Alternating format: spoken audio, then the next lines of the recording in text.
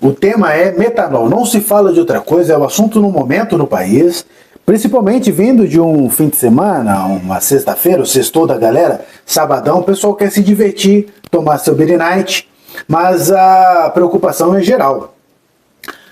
As famílias empolvorosas, os pais desesperados porque tem pouco ou nenhum controle sobre seus filhos, adolescentes, jovens adultos. Notadamente no estado de São Paulo, onde parece ser o sítio dos acontecimentos, a maior quantidade de casos, pelo menos, a origem de tudo isso.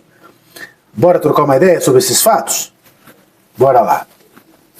Quem me acompanha aqui nas redes sociais, esses milhões de seguidores que eu tenho, ou em outras palavras, né, as palavras de quem aprontou alguma coisa, quem me conhece sabe, tem ciência que eu nunca trouxe um tema para ser debatido aqui. É a minha primeira vez e logo numa situação tão espinhosa, tão pesada, tão dolorosa, porque está se tratando de vidas humanas, ou em risco ou na perda. De um lado a gente tem a indústria gigantesca do álcool e de outro lado a gente tem essa dor, essa lembrança terrível que a Covid nos traz.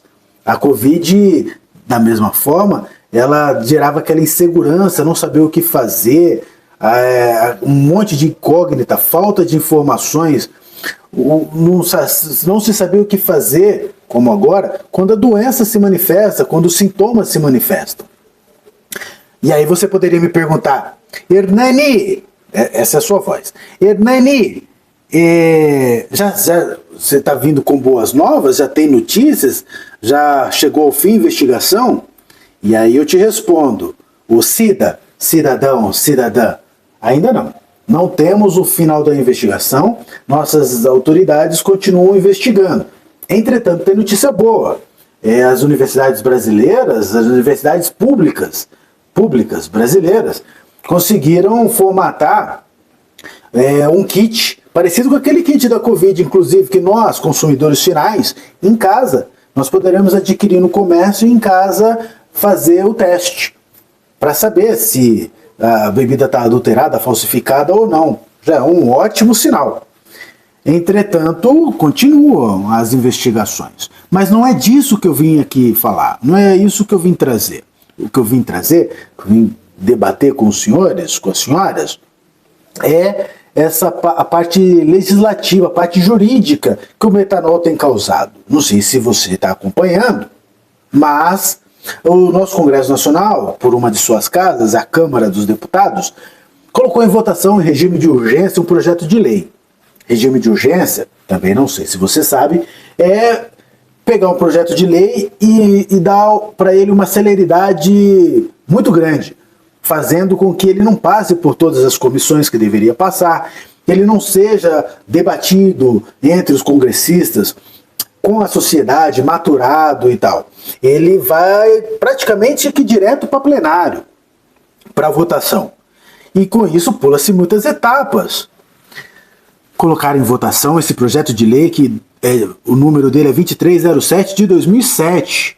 2007. Portanto, agora no dia 29 de outubro de 2025, completaria 18 anos, maioridade, né? 18 anos, estava lá paradinho. Puxou-se esse projeto, colocou-se em regime de votação, em regime de urgência, e o que diz esse projeto?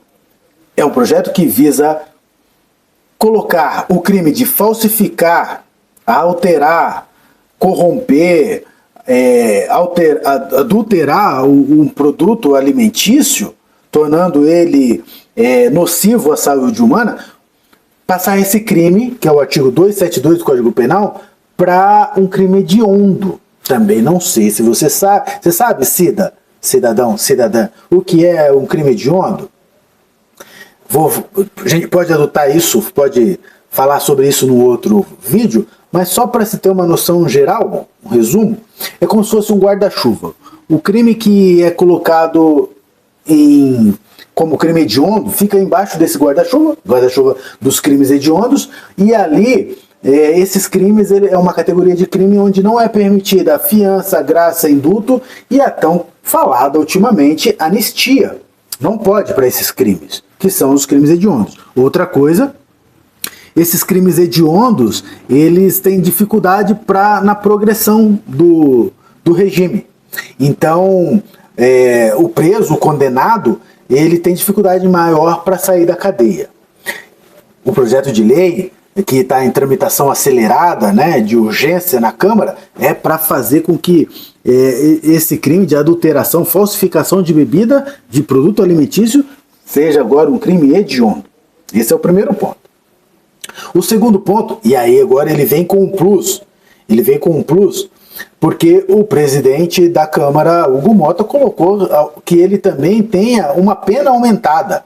O crime, como eu falei, do artigo 272 do Código Penal, que trata de adulteração, falsificação, corrupção de produto alimentício, tornando-os nocivo à saúde, vai ser um crime que tem hoje a pena, atualmente, de 4 a 8 anos, vai ser passado por uma pena de 6 a 12 anos. E aí, vários outros reflexos, várias outras informações aqui. Porque, primeiro, você acha, pensando aqui comigo, que um crime passando de 4 para 6 anos, pena mínima, o criminoso vai parar e pensar, não vou cometer esse crime, aumentou a pena, não vou mais não. Você acha que isso é possível? Em segundo, e depois, analisando a pena mínima dele, passando para a pena de 6 anos, um crime com pena de 6 anos, falsificação de produto alimentício, vai ficar com a mesma pena do crime de homicídio simples, aquele que não tem qualificadora. 6 anos. Matar alguém igual a falsificar um produto alimentício. E olha que é só falsificação, não estou falando da morte decorrente da falsificação, que seria outra situação. A falsificação em si. Isso faz com que a gente...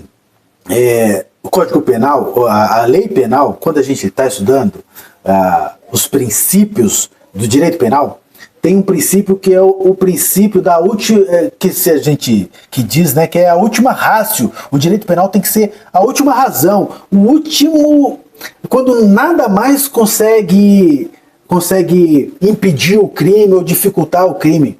Aquela situação, aliás, né, não é crime ainda. Quando nada consegue dificultar aquela situação, nada mais resolve, aí parte para o direito penal. Mas não é o caso aqui, é o que me parece, né? Poderia as agências de vigilância sanitária, toda a parte do Estado, do município, da União, ter muito mais uma atuação sobre esses casos, funcionários, os servidores dessas entidades, fechando estabelecimentos, impedindo que, de várias formas, que seja comercializado, antes de chegar no direito penal. E mesmo que chegue no direito penal, aumentar simplesmente a pena, ou colocar em crime hediondo, não vai mudar muita coisa. E aí a gente cai numa outra situação, que é o direito penal simbólico. Isso tem um nome no direito penal: direito penal simbólico ou direito penal de emergência. Você deve ter visto várias leis que levam o nome de pessoas, geralmente, ou muitas vezes, vem desse fato. Aliás, a própria lei do crime hediondo foi feita nesse regime de urgência no direito penal simbólico. E direito penal simbólico é essa situação de dar uma satisfação para a sociedade. É mostrar para a sociedade: olha, eu sou congressista, eu sou deputado, eu sou senador, estou fazendo alguma coisa. E aí passa-se a impressão, passa-se a sensação para nós, população, que realmente alguma coisa está sendo feita. Porque criou uma lei, porque a lei ficou mais rígida, mas isso é só uma simbologia. Isso é fruto do clamor social. Não teve um estudo sobre isso demorado, um estudo com os entendidos da situação, para que se chegasse nesse aumento de pena. E outra circunstância terrível que provoca é essa discrepância, porque se pega crimes pontuais, aumenta-se a pena, coloca-se um rigor maior aqui e ali e desestrutura todo o direito penal. Porque crimes mais graves devem ter penas mais graves, crimes mais leves, penas mais leves. Quando se pega um crime ou outro e se altera, aí faz com que o código fique desproporcional, uma colcha de retalhos toda torta. E aí a gente tem aquelas situações de crimes muito graves com penas menores do que crimes mais leves. Esse é o primeiro aspecto. Eu quero falar de mais dois. O segundo aspecto é que quando o presidente Hugo Mota, ele traz na sexta-feira, dia 3 de outubro, ele colocou em regime de urgência, ele fez uma publicação no antigo Twitter e falou ele lá que é preciso defender a indústria, defender o comércio e, acima de tudo, as pessoas. Essa foi a razão justificativa que ele colocou nas redes sociais para que se colocasse o regime de urgência nesse projeto de lei. Mas vamos entender, vamos analisar a frase dele. Indústria, é preciso defender a indústria, é preciso defender o comércio, e principalmente, né, e acima de tudo, a vida das pessoas. Indústria primeiro, comércio depois, só depois foi falado da vida das pessoas. Isso quer dizer alguma coisa. E essa alguma coisa que quer dizer, a gente se esbarra no segundo aspecto que eu queria trazer, que tá se criando toda essa proteção, todo esse alarido, mas nós estamos falando de droga, nós estamos falando de álcool, droga, embora lícita, mas é droga. É lícita por uma opção do legislador, um tempo atrás já foi crime.